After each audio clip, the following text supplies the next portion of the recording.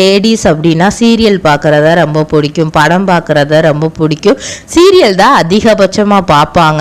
So அப்படி இருக்கும்போது அவங்க அம்மாவுக்கு இவங்க சினிமாலெல்லாம் நடித்தா ஏன்னா விஷுவல் கம்யூனிகேஷன் அப்படிங்கும்போதே அதில் எல்லாமே சினிமா இதை பற்றி கற்றுக்கிறது தான் வரும்.